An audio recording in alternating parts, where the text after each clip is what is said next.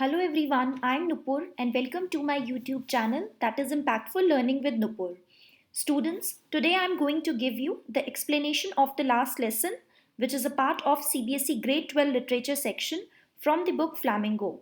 So I would like to read the paragraphs and will provide you the brief explanation. The story is written by Alphonse Daudet, who was a short story writer and a French novelist. In the story, France was defeated by Prussia. Prussia was the old name of German kingdom, and French districts of Alsace and Lorraine have passed into Prussian hands.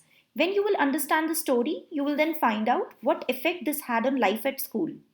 So the first para is, I started for school very late that morning and was in great dread of a scolding, especially because M. Hamel had said that he would question us on participles, and I did not know the first word about them.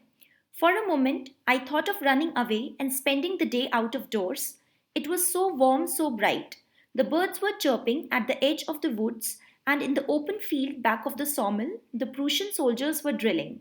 It was all much more tempting than the rule for participles, but I had the strength to resist and hurried off to school. So, in the first para, the protagonist of the story, who was Franz, was not willing to go to school because he hadn't prepared his lesson on participles and was in threat of being questioned by M. Hamel, his master. For a moment, he decided to spend his day out of doors as it was more exciting than the regular classes in school. But he controlled himself and went to school unwillingly. Second para is, when I passed the town hall, there was a crowd in front of the bulletin board. For the last 2 years, all our bad news had come from there, the lost battles, the draft, the orders of the commanding officer, and I thought to myself without stopping, what can be the matter now?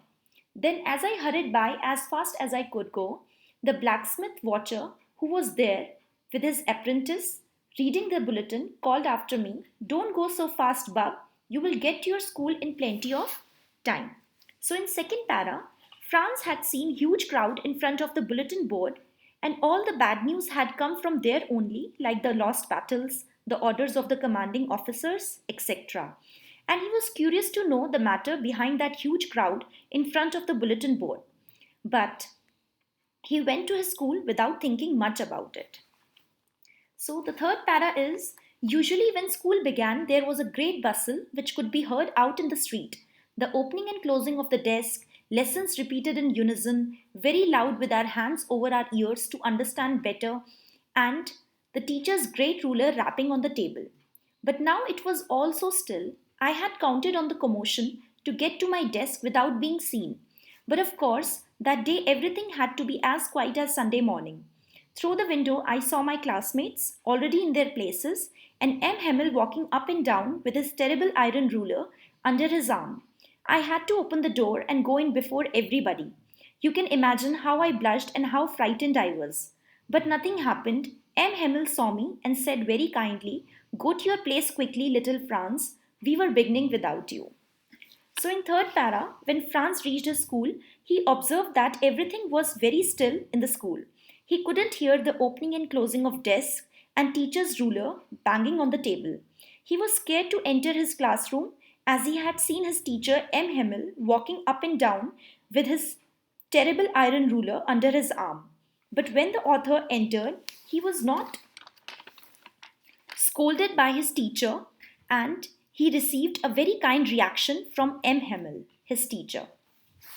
Now the fourth para is, I jumped over the bench and sat down at my desk. Not till then, when I had got a little over my fright, did I see that our teacher had on his beautiful green coat, his frilled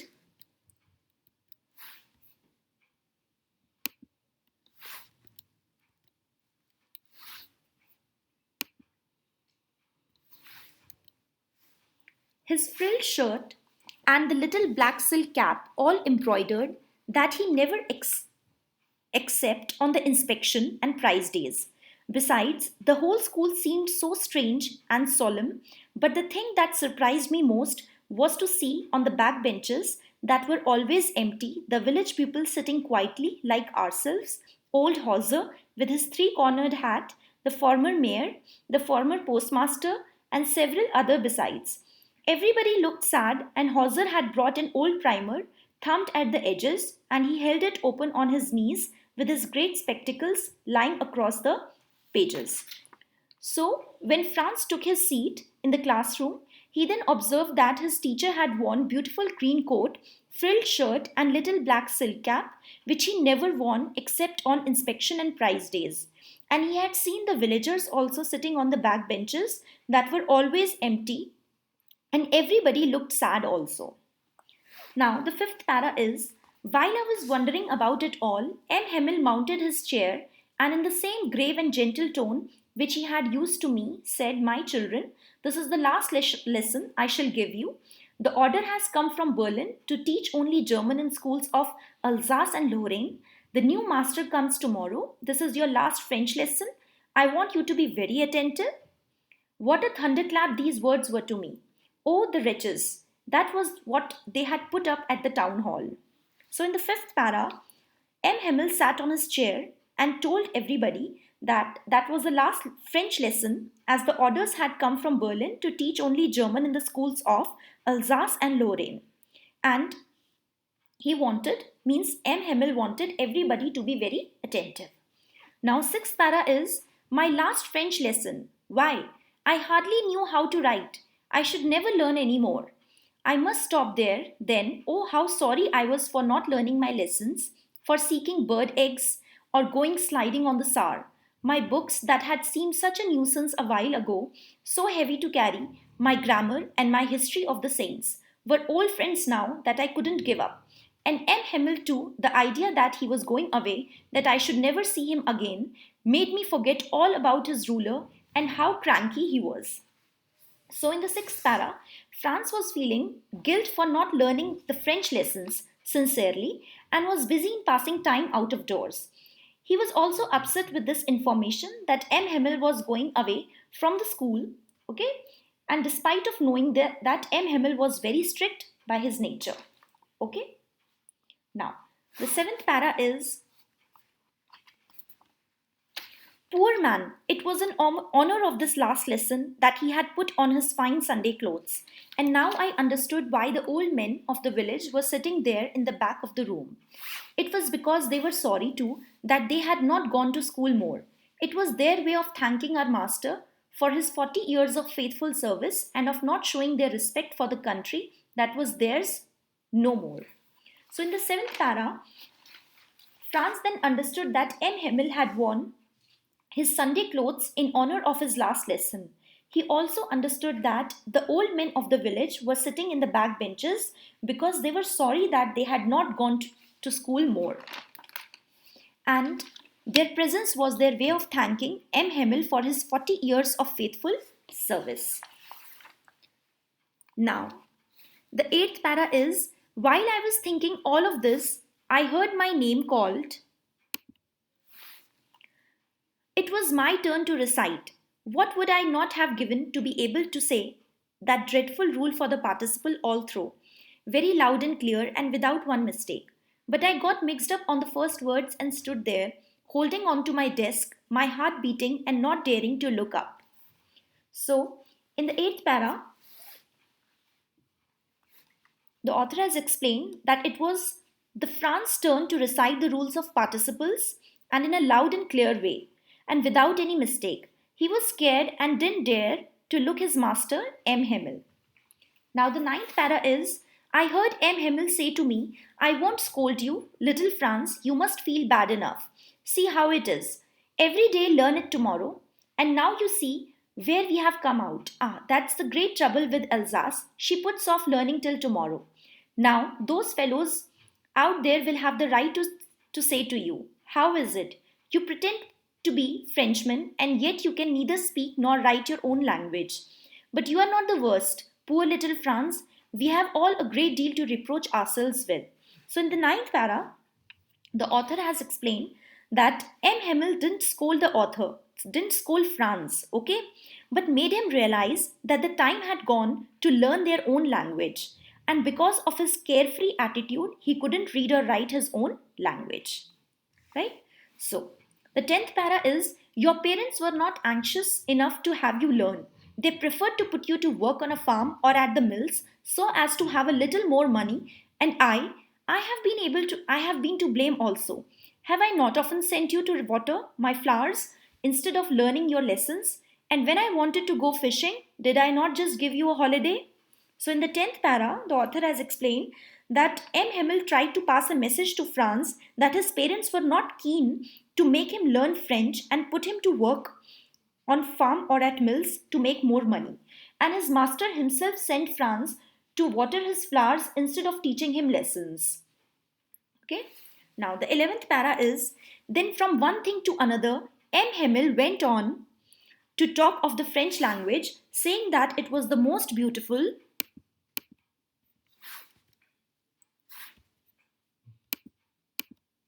language in the world, the clearest, the most logical, that we must guard it among us and never forget it. Because when people are enslaved, as long as they hold fast to their language, it is as if they had the key to their prison. Then he opened a grammar and read us our lesson. I was amazed to see how well I understood it. All he said seemed so easy, so easy. I think too that I had never listened so carefully and that he had never explained everything with so much patience. It seemed almost as if the poor man wanted to give us all he knew before going away and to put it all into our heads at one stroke. So in the 11th para, M. Hamel then mentioned that French is the most logical language in the world and they all should guard it and never forget it because, according to him, when people are enslaved, as long as they hold fast to their language, they had the key to their prison. Then M. Hamel read the last lesson and Franz understood each and every word and found it so easy to understand because M. Hamel had taught with so much of patience. Fine. So the 12th para is after the grammar, we had a lesson in writing. That day, M. Hamel had new copies for us, written in a beautiful round hand, Franz Alsace, Franz Alsace, that they looked like little flags floating everywhere in the schoolroom. Hung from the rod at the top of our desk, you ought to have seen how everyone set to work and how quiet it was. The only sound was the scratching of the pens over the paper. Once some beetles flew in, but nobody paid any attention to them, not even the littlest ones, who worked right on tracing their fishhooks as if that was French too. On the roof, the pigeons cooed very low, and I thought to myself, will they make them sing in German, even the pigeons? So, in the 12th para, the author explained that after the grammar lesson, they had lessons in writing, and M. Hamel had new copies for them in which it was written Franz Alsace, Franz Alsace. There was complete silence in the room, and the only sound they could hear was the scratching of the pens over the paper. Okay? Now, the next para, whenever I looked up from my writing, I saw M. Hamel sitting motionless in his chair and gazing first at one thing and then at another, as if he wanted to fix in his mind just how everything looked in that little schoolroom. Fancy for 40 years. He had been there in the same place with his garden outside the window and his class in front of him.